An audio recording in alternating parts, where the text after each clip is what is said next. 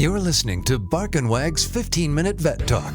Each week, your host, Polly Requa, interviews veterinarians and individuals in the pet industry from across the nation answering pet questions. Bark and Wag podcast is produced weekly for your enjoyment, and show notes can be found at barkandwag.com under the podcast tab. That's BARKNWAG.com. Please remember to subscribe to Bark and Wag 15-Minute Vet Talk. Thank you for listening to Bark and Wag 15-Minute Vet Talk. Bark and Wag is dedicated to protecting our dogs through advocacy, education, and supporting like-minded dog lovers by selling custom pet products. Bark and Wag is excited to announce our new partnership with a Colorado hemp farm to produce a line of CBD products for your pets. Bark and Wag has CBD pet tincture available in 300, 750, 1200, and 2400 milligrams. Bark and Wag CBD is pet safe, no THC, it's made in the USA, and is CO2 extracted.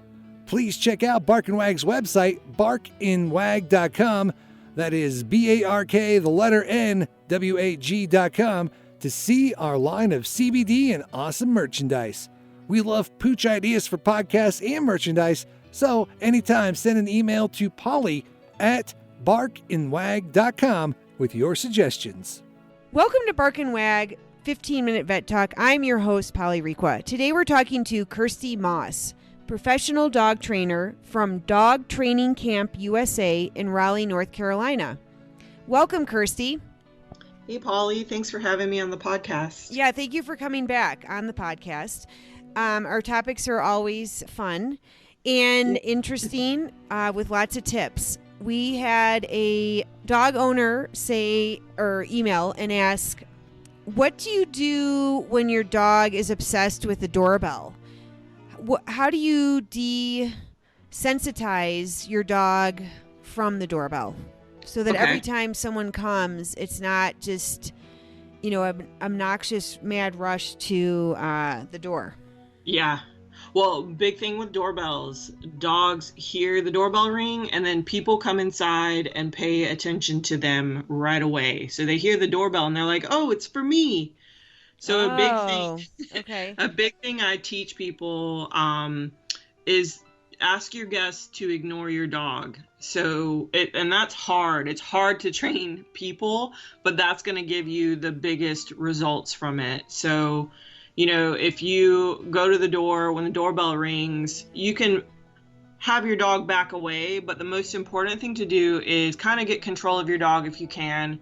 Open the door, acknowledge your guest, and say, hey, we're working on some things. Can you help me with training? And then just ignore them. Like walk in, talk to me, look up, don't give them any eye contact, and just move through the door. So what we want to teach the dog is that nothing exciting happens at the door. Okay. And that's hard, but with repetition, the dogs pick up on it quickly, because it's not that your guest can't pay your dog attention. It's just don't do it at the doorway. So once you've moved away and into the house and everyone's settled, then they can give lots of attention, but just not right in that instance when the doorbell rings. Do you give your dog a treat or no? No, not usually. So one thing I do before I'm even having guests to work on that, like if I have a dog in one of our board and train programs, we work on the doorbell a lot. And so I start without having anybody over. So I'll actually ring the doorbell myself, like someone's there. Or if the UPS guy drops off a package, he rings the doorbell. And I'll use that moment to kind of let the dogs work through their excitement. And then I calmly go to the door, open it. I kind of play like there's someone there, like, oh, no thanks. Or I'll talk to someone and then close the door and walk away. So the dogs are like, okay, that just happened, but it's not that exciting.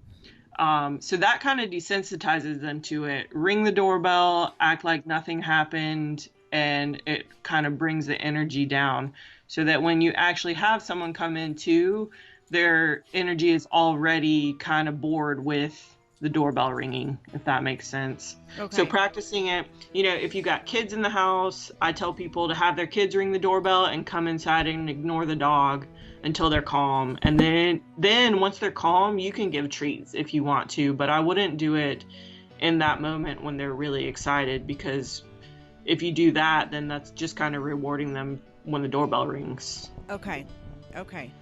But yeah. All right. Well, yeah, because I actually had our doorbell, so there's not a ding. It's like silent, but the dogs still hear it.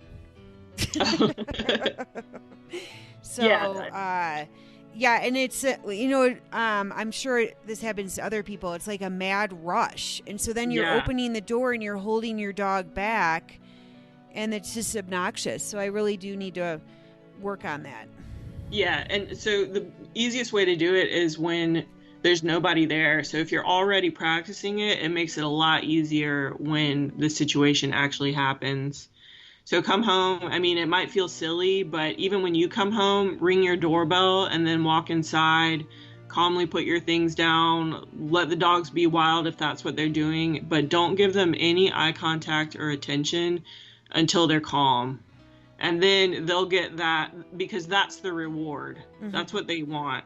So the more you do that, the sooner they're going to be calm, because they know, oh, okay, she's going to pay us attention when we're not jumping all over like maniacs.